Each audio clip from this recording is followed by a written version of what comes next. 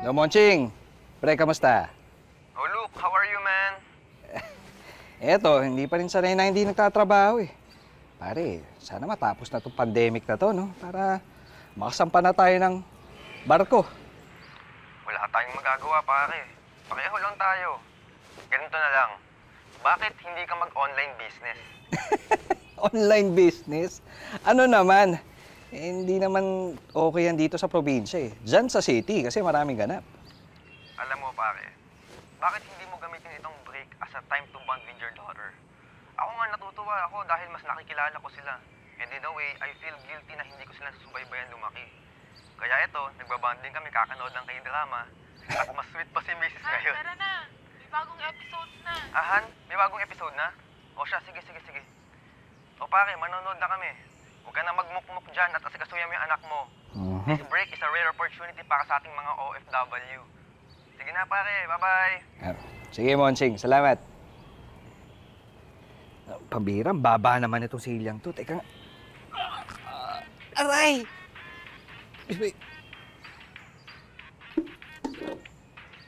Ano yun?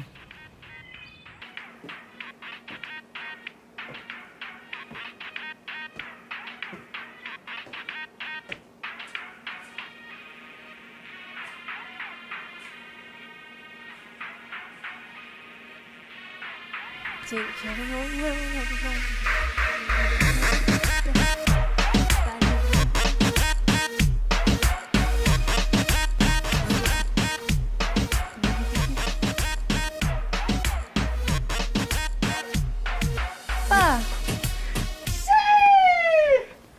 Pa, anong ginagawa mo dito? Ay, hindi eh. Naglalaba ako eh. May narinig akong tunog. Umakyat ako.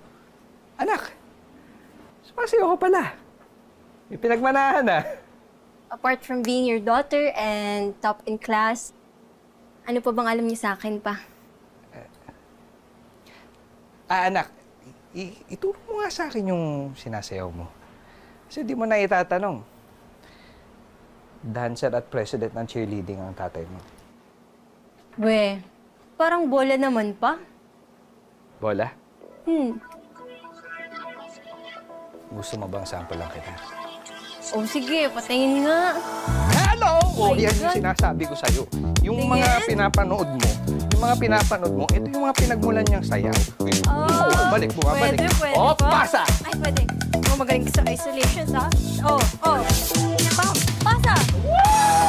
Yan, ito yung Ano yan? sabihin mo. Yan, hindi ko matulog pa. Papasok ko sa'yo. Oh, sige. Pam, classic. Pam. Kaya? Start yan eh. Oh, yan. O, di ba? Kasama yun.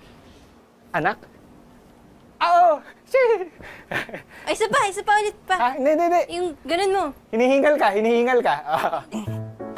Buha kita tubig. Gusto mo tubig? Ah, sige po. Malamig? Mainit? Ah, malamig. Oh, malamig din sa tuhod eh. Oh!